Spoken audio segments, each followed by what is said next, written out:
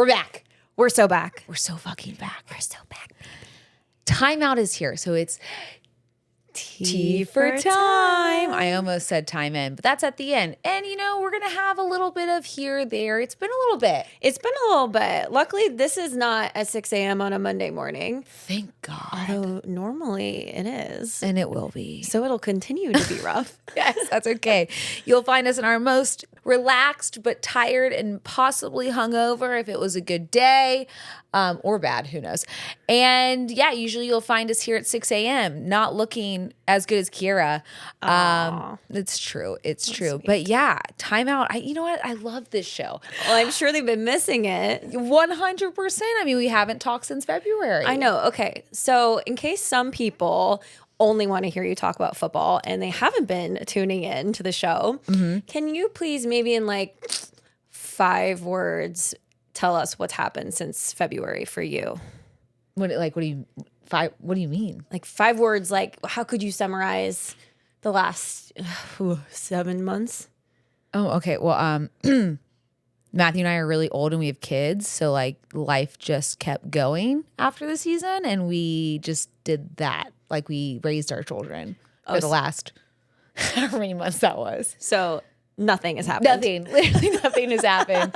I am sure, I remember when we were younger and we didn't have kids and off season, it was like all fun and we would travel and all these things. And yeah, I went to Georgia. A bunch. Yeah, because that's where you take kids to see the family when you have time off. And so that's what we did. Which was great, What a great off season. The glamorous life of an NFL life. Yeah, it turns out it's about the same as everyone else. So there's that. But I'm so excited we're back. I know, me too. I miss this. You know what? Crazy enough, I miss it too. And I don't even like talking about football because I just get crushed. But you know what? I can't help it. I like it and I missed it. I know. I feel like you light up when you have to plan for an episode of this. It's kind of fun. I feel like it gets your gears grinding. It does. I like talking shit and I like being excited and I like just ruffling everyone's feathers. So here we are. Here we are. We're back. We like teaching you guys too. This can be wholesome. And then sometimes there's some football foreplay, which I'm excited about that. Me too, girl. I miss that. Listen, it's coming in hot. Don't worry about it. I mean, we still got Troy Aikman on the mic, so as long as he's there and now TV12 is too. Yes, it'll be good. All right, so obviously there's no games coming up until next week. So we figured we'd hop on and kind of tell you, how the Dallas Cowboy cheerleaders have like the making the squad? Ooh, yeah. Okay, so it's so hot. Well, this is making the team. Ooh. So hot. Ooh. I'm picturing Tyra Banks with photos of these players going, not hot enough. No, shaking your head. No, next. Yes. So we are not, listen, this is a really tough time for a lot of families, and we will get into that. But it's also an exciting time. NFL season is here, but to be able to play games, we have to have a team. Okay, so, and if you're tuning in to hear about Matthew, stay tuned. We will talk about him soon. But first, roster rules. A training camp. Everyone's seeing camp and the players running around and it's hot and it's all the things. Well, during that time, there's 90 men on the field. It's a lot of guys. At the end, when final cuts are made, there are 53. Oh my gosh. Yes. So a lot of people get cut. And we have to remember that these are people's dreams that are coming to an end, possibly. So it is, yes, an exciting time, but it is also a bittersweet time. Or no, it's bitter for players who don't make it. So you have your 53 that make the team. Then you have a practice squad, which is like 16 guys. Up to 16 guys. So that's 16 of the 53. No. Oh, okay. So 53 plus a practice squad. Plus a practice squad. So practice squad helps them practice. 1, 2, you can be pulled up onto the 53. Let's say there's an injury and you're on the practice squad. You'll be pulled up off the practice squad to the active roster. Got you. Okay. Once you get pulled up to the active roster, your paycheck changes. Also on your practice squad, other teams can take you from practice squad. So say the 49ers wanted someone on our practice squad, they could come take the person off our practice squad, but they have to sign them to their active roster. Okay, you can't go practice squad to practice squad. No, not allowed. Okay. So you'll see a lot of switching of teams from the practice squads. It happens throughout the year. There's injuries. And a lot of times you do pull from your own practice squad because that person knows your playbook. Okay, knows your defenses, your offenses. It's hard to pull from other teams because they haven't been, and like during this time, if it's during the season, you don't have weeks to learn the offense. You are on the active roster right when you get pulled from that other team. Yeah. So it's tough on guys, but it's also very exciting when you do get pulled off the practice squad. You get a bigger paycheck, and if you get pulled from someone else's practice squad, you have to be active for 3 weeks. Okay, this is probably a relief to families, I would think, because if you were just going from practice squad to practice squad all around the country, you could move for like, you'd be losing money at that point, I would think. 1,000%. Yeah. I don't know what practice squad players make right now, but that's something you guys can Google because I'm kind of tired. So, but yes. But so you've seen these preseason games, and this is basically everyone's trying to make the team at this point. Preseason games are, and I told you, well, if you weren't listening to the regular teammate, I love preseason games because you're watching these guys battle for their dream. It's huge. It might not feel huge for, people who are just wanting to watch the starters, but for every backup player there is, or bubble player as we like to call them. Bubble players are like the guys that are on the edge. Like they could make it or they could get cut. And it's really important for them. Now, bubble players usually are special teams people. Okay, why is that? So the more special teams you can play and play well, the more likely you're going to make the team. Say you're the sixth receiver. Okay, only 5 are going to make the active roster. Yeah. Well, or not, I'm sorry, 5 will make it on the receiver side. They always you have to have a backup receiver, right? Just in case someone goes down. Well, if you are a really good special teams player, like you're really good at making tackles down the field, stuff like that, all of a sudden you're going to be put on that team to play special teams, but also to be that backup receiver. Got you. So you kind of play multiple roles. Really, really important when you are a bubble player that you are able to play special teams. So what are special teams? Great question. Field goal team, punt team, kickoff return, punt return. They're all special teams, okay?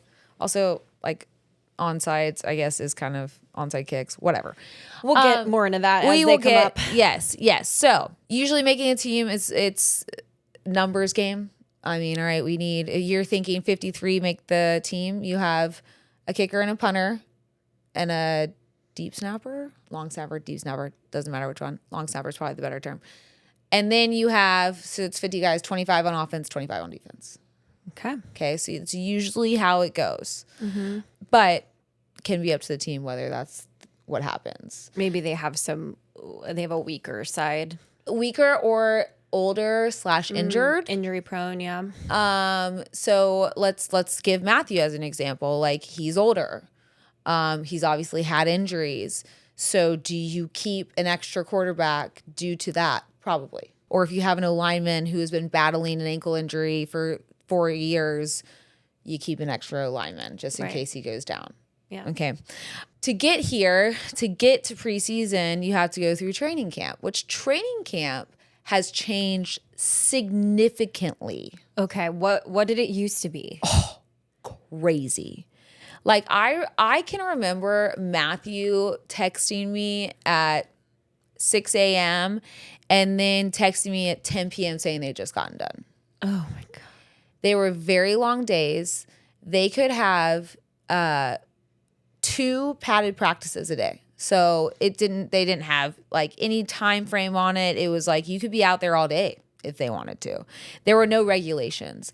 Now, you saw people dropping dead and just playing football, right? So overheated, overexhausted, like Okay, all the things. I know you guys are old, but like how long ago are we talking about? I believe the CBA changed it in 2011. So Matthew had 2 years of this. Okay. But yeah, the practices were grueling and very long. They used to allow Oklahoma drill, which do you know what that is? No, what's that? Okay. There's two players laying on their back looking up, and they blow the whistle, and they turn on their stomachs, and they go head on to each other. Head to head, like Rams, LOL. But yes. Rams, LOL. Yes, trying to knock each other down. Okay. It's been banned. Crazily enough, my nephew, I went back home, like I said, to Georgia, and my nephew came home from practice and had like a massive bruise and a headache. And I was like, what the hell happened? And he was like, oh, you're doing Oklahoma drill. And I almost lost it. What? How old is he again? He's 13. I looked at my sister and I was like, that has been banned everywhere for 10 years now. What is this coach doing? Wait, I need to know Jenny's thoughts on this because I know she wants to make sports great again, but does this like cross the line? Yeah. Listen, yes, when you start messing with the head, it crosses the line. Oh, they're so young, it's so. I was mad. I almost was like, hey, where was this practice? Is he still there? Yeah. Because I'm gonna go let him know that like I'm gonna report you. You're not allowed to do it. Oh my goodness. Anyways, but that used to be what they could do. Now, 2011, NFLPA reached a collective bargaining agreement with the NFL. So basically it's like, all right, we agree on these terms. So now training camp is wildly different. It's way more organized, way safer, way more beneficial for the players, I believe. There's only physicals, meetings, and tests on the first day. And the only on-field activities that can be done are like running and conditioning on the first day. Okay. They have to have a 5-day acclimation period, meaning there are no pads and there's no contact. Okay. And real quick, what's the duration of training camp in total? I think it's 5 weeks. Okay. That's different for every team as well. Oh, okay. Yes. I mean, like you get released from camp different times and you go into camp at different times too. It's interesting. It also is like, when's your first game? So there's some people playing on Thursday. So their training camp probably started a little earlier. Right. I also think if you have a new coach, then you report earlier. Stuff like that happens. The second day, I mean, everything's non-contact. 5 days, no contact at all. No helmets, no pads. And then after day 5, you can have your padded practices, and that's contact. Okay, only one a day. And it can only be up to 2.5 hours. Oh, so much better. So much better. Why were they doing it that way before? Were they just like hazing them? They just like could. Wow. I mean, like I feel like old school football is just really different. Like you would try to run these guys into the ground and see who survived. Game. Yeah, like water wasn't like they're like water's for the weak. What is that? Denzel Washington. Water's for getting blood off that jersey, and you don't get no blood on my jersey, son. But anyways, yeah, it was like Denzel. If you saw Remember the Titans, that's what that was. It's such a good movie. It is very, very good. Now, if you can have 2 practices. Second practice, walk through, no contact, and you can only be on the field total 4 hours. Cannot go over that. So they're not keeping them out here in the valley heat for all day either. Does anyone feel like the amount of vitamins and supplements they're taking, they're just starting to get stuck in your throat because there's so many stacks because you're trying to get everything you need? Well, Everyday Dose is affordable and covers all your bases in a cup of coffee. I love coffee. I'm not sure about you guys, but I would much rather have a coffee that is beneficial to me. And Everyday Dose is that. It takes 30 seconds to make, and you get coffee plus a bunch of supplements with vitamins, minerals, and amino acids. Not only that, guys, if you like your skin, hair, nails, joints, then this coffee is for you. Because collagen is less about quantity and more about consistency. And Everyday Dose, make sure you're getting it every day. The Coffee Plus features 100% Arabica coffee enhanced with functional ingredients for smooth energy, calm focus, gut health, and skin support. There's no jitters, no crash. The all-in-one coffee that makes you feel as good as it tastes. 2 different varieties. There's a mild roast and a medium roast. And exciting news, you can now find Everyday Dose in Target stores across the country. Celebrate with a buy one, get one deal. Just buy any 2 Everyday Dose products at a Target store near you, and they will pay you back for one. Visit everydaydose.com/morningafter for more details on this. This episode is brought to you by Progressive Insurance. Fiscally responsible, financial geniuses, monetary magicians. These are things people say about drivers who switch their car insurance to Progressive and save hundreds. Because Progressive offers discounts for paying in full, owning a home, and more. Plus, you can count on their great customer service to help you when you need it, so your dollar goes a long way. Visit Progressive.com to see if you could save on your car insurance. Progressive Casualty Insurance Company and Affiliates. Potential savings will vary. Not available in all states or situations. All right. They're also limited to 16 total padded practices, total in camp. That's all they can have. And they can't be more than 3 consecutive days. So they're really trying to keep these guys safe from like heat exhaustion in general. You know, a lot of injuries happen when your body is just tired. Yeah. So they're really trying to help with that too. I mean, that just makes so much sense to me, but Well, back in the day. Football didn't make sense back in the day. I was watching with Matthew, oh my gosh, the Dallas Cowboys documentary, and you see Troy Aikman get hit, and it is like a bus running over a cat. I mean, it looks so gruesome and brutal. And I understand people love that football, but that football nowadays would kill people. Wow. And we don't want that. No. I mean, I don't want that. Maybe fans don't give a shit, but I care. Do you think like these old school football guys are, you know, much older now? Do you think that they look at football now and they think that this is for wimps? Or do you think that they are educated? No. I mean, yes, they're educated. But no, I do think like men are like, oh, they've changed the game. It's just not the same. Like in my mind, I'm going, yeah, because the game before was like beyond dangerous. No one should have been playing that way. This isn't ancient Rome. We don't need to throw two This people in a isn't fucking coliseum. gladiators. Yeah. Like you might as well just give them a fucking sword at this point. Be like, good luck. Yeah. Like, gotta find out who's got the little sword in their hand, and then if you don't, you die. That's what MMA is for. Yeah. If you want to see someone get their shit rocked, just watch that. Yeah. And also teams must have at least 1 day off a week for a total of 5 days off during training camp. Okay. Some coaches give more. Some coaches like take their teams to water parks for team bonding. Cute. I know. I saw that was a long time ago, but I did see one coach did that, and I was like, that's adorable. Oh my God. Imagine like a bunch of 300-pound guys like fitting through like a little water slide tube. They don't. Also, I can only imagine like Matthew's skin is so reactive. Like I'm sure he would break out from something from a water park. He'd be like, oh, we fucked this Get like hot tub folliculitis or whatever. Yeah. The flesh eating bacteria. And they'd be like, this was a bad idea. Gosh. But yeah, so this is all leading up. So that's what these players have been going through for the past 5 weeks. And now we are gearing up for the regular season. Families last week, it was tough for NFL families. A lot of them were waiting for that phone call. And that phone call is usually like, hey, coach wants to meet with you. And if you've seen Hard Knocks or anything like that, it's usually because they're getting cut. So the people that get cut, they go on waivers. Waivers are for, I think, 24 hours. Teams can pick you up off waivers. Now, if that happens, you go to that team, your family follows along, possibly later because they got to like get their shit together. But it happens. And, you know, or if you're a mom of a kid that's trying out, you know, you kind of feel for them and you've watched this little boy work his ass off for 21, 22 years, whatever the ages of coming into the NFL. And all of a sudden, it's over. And I think it's really, really hard for these guys who have lived the life of just playing ball to realize that they're going to have to move on. Yeah. I can't imagine getting that close and then getting Right. cut. Yeah, because it's one thing. I mean, like my brother was a D1 football player and then didn't have a shot in the NFL. And that was really tough on him even still to this day. Now he's 33. So I can't imagine actually getting to the point where you're close. in camp with everyone and then you get cut. Yeah. I mean, I neither could I.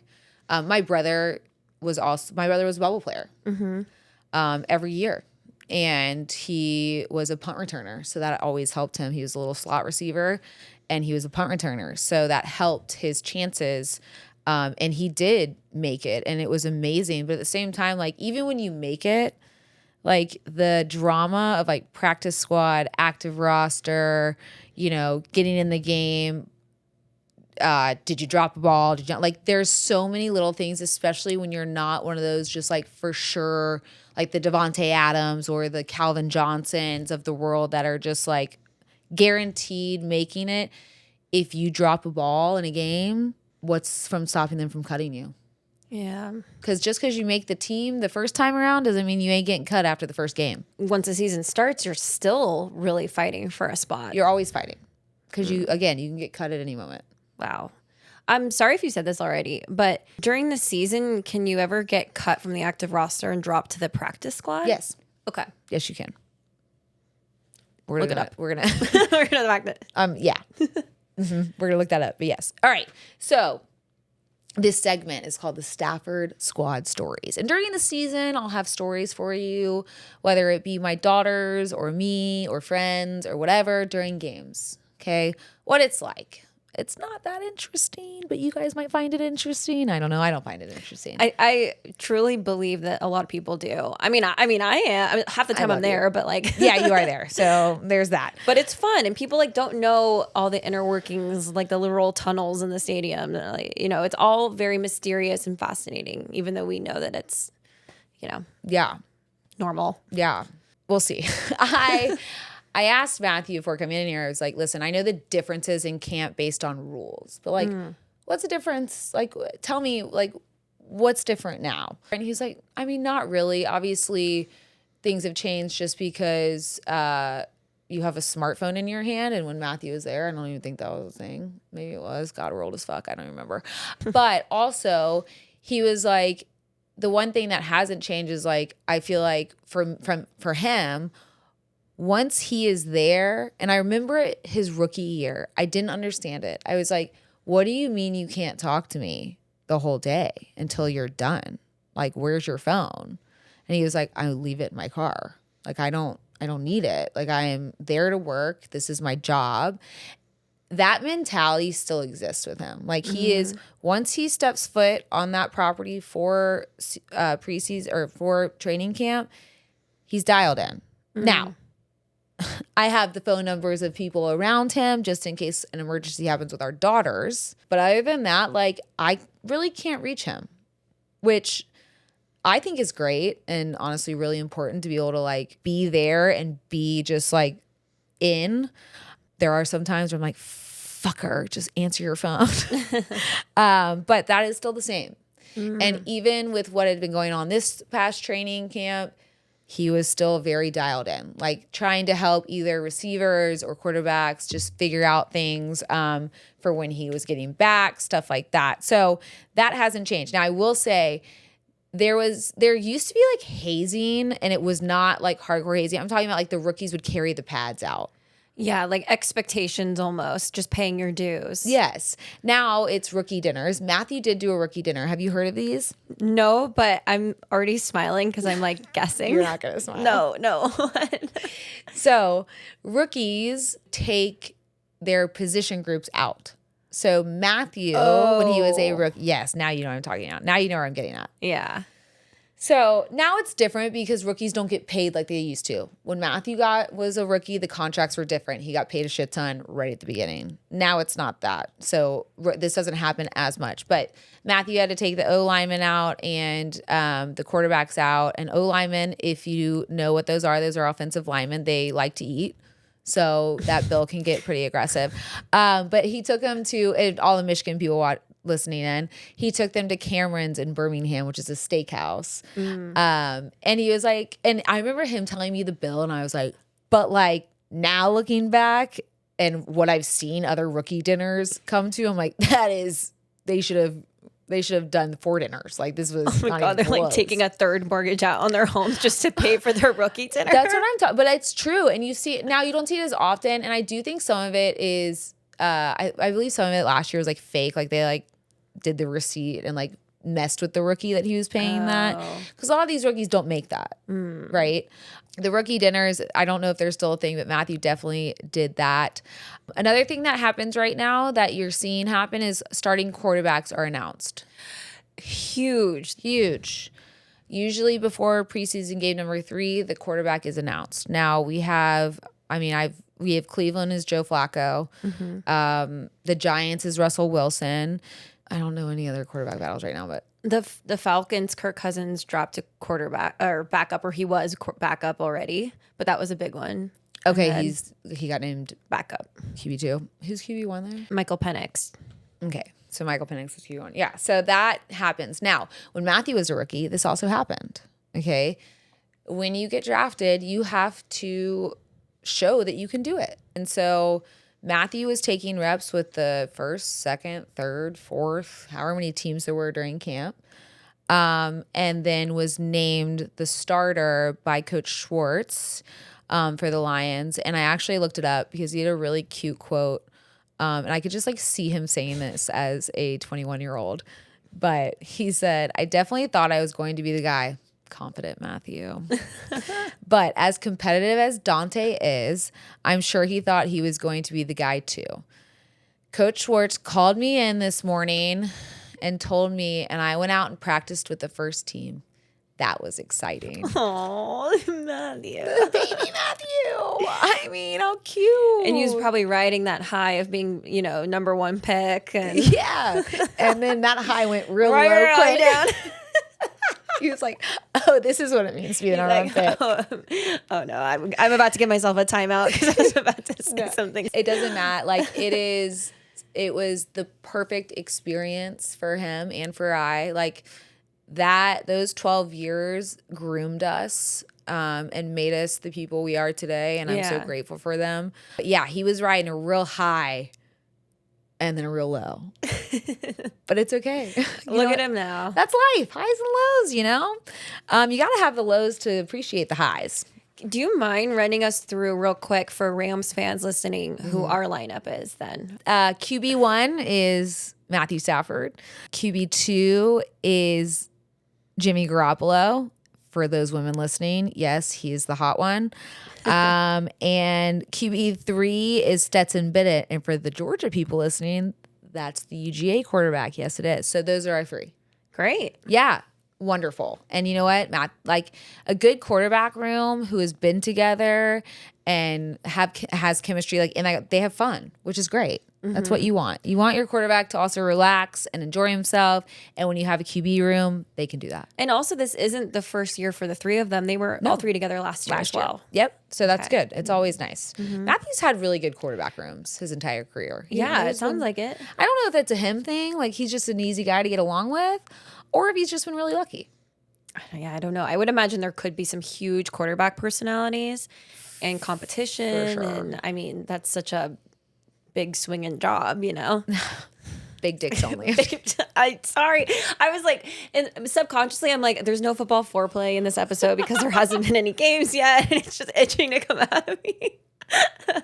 I made it come out. It's fine. It's great. Timeout. Yeah. Yes. Yes. And another thing that happens, obviously, during training camp for families, because I really want to lean into the family side and how hard it can be.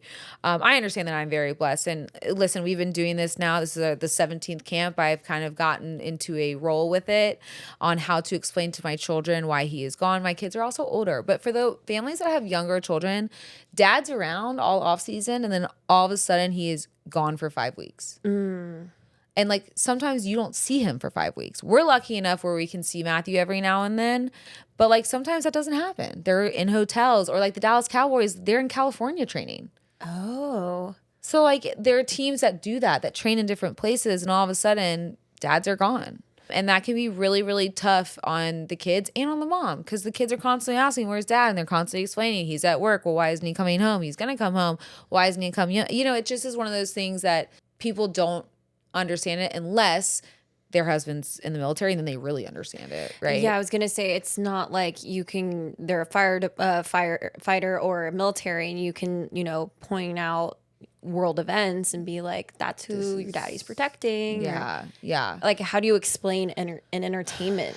An entertainment that daddy has to be gone because he has to go entertain people. Yeah, like that's literally what it is. Yeah, and I know that's a different way of looking at things, but again, I'm lucky enough to where now my kids are older and they just get that daddy leaves and he'll be back. But I think for families who have younger kids, that's a hard hard thing to, kind of understand for those kids. Now, quickly, where are your girls right now in terms of understanding what's ahead? And is it different for each girl? Definitely, like Tyler is still, Your youngest. Yeah, Tyler's my youngest. She's 5, and she's kind of like, oh, Dad. She walks up to everybody though, and she goes, "Do you know Matthew Stafford?" Of course she is.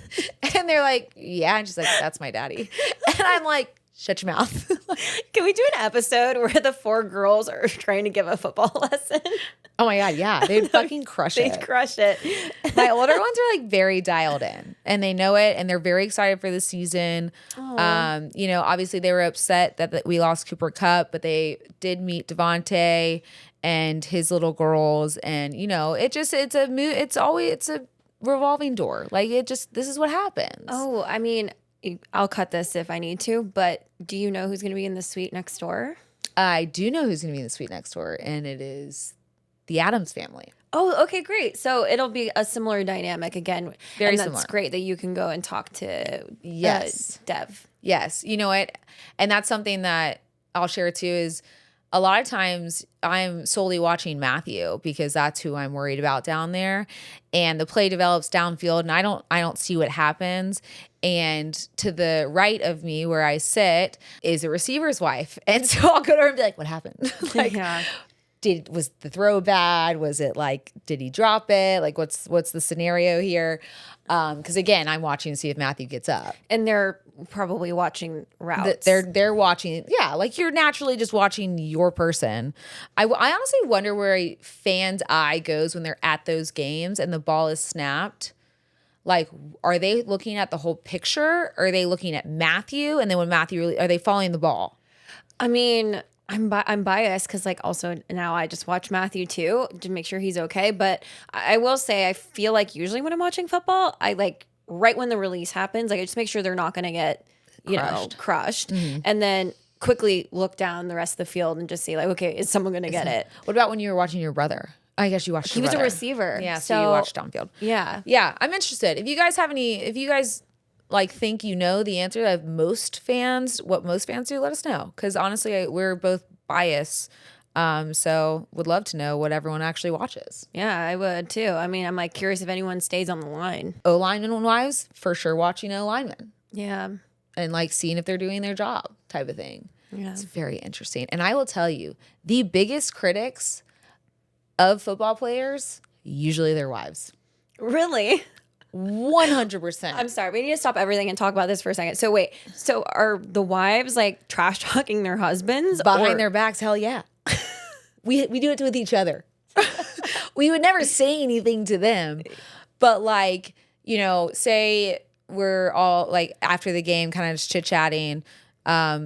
If an O-lineman had a bad game, usually that wife is like, thank God your husband can get rid of the ball fast because God, my husband fucking sucked tonight. Like it is natural. We are releasing some like tension that we, when you're like this the whole game and you're watching, you're like, fuck. It's kind of like when Matthew throws picks. I'm like, fucking A.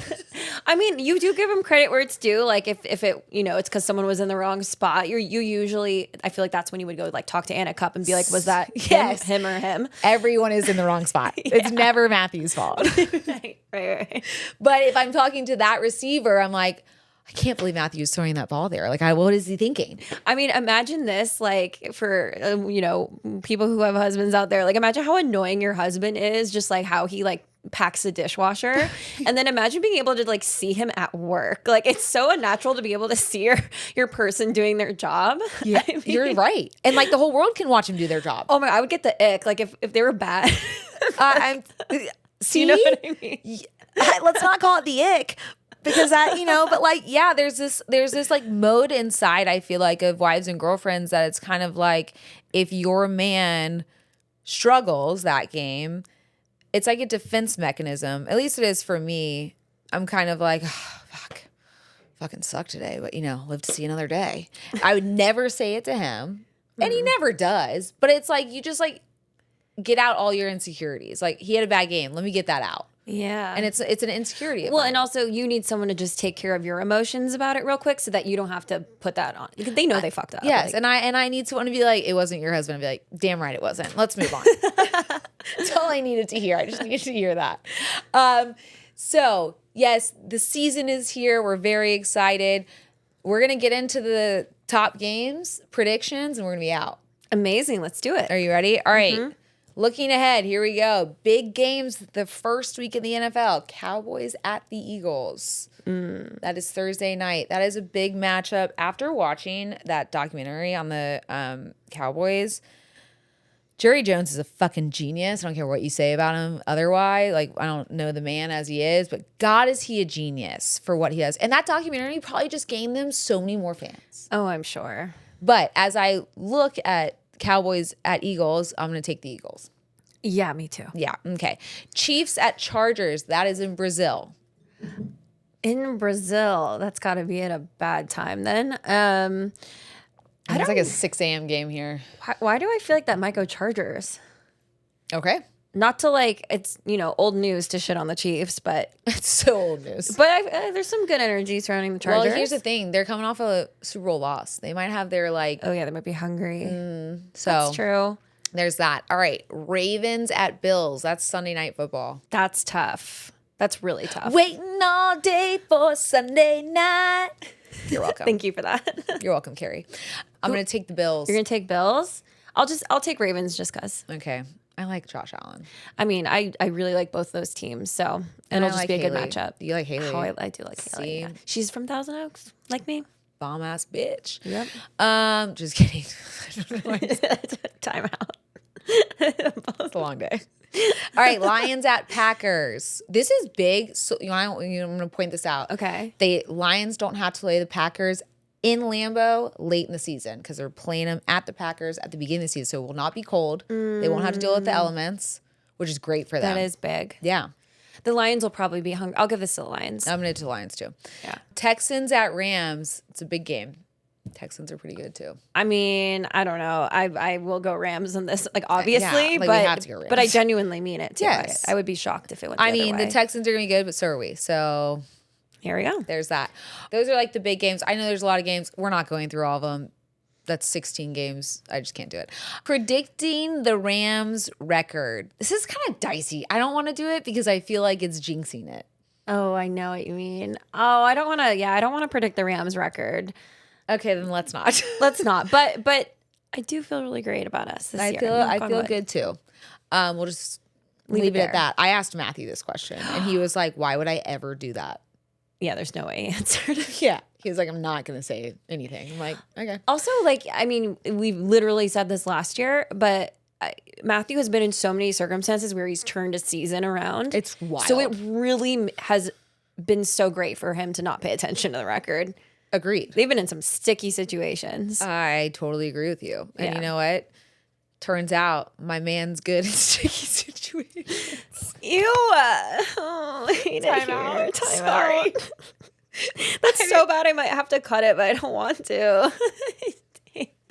It didn't mean to come out like that, but as I was saying it, I was like, oh God. But like, I guess it's your husband, so you're allowed to say whatever you want.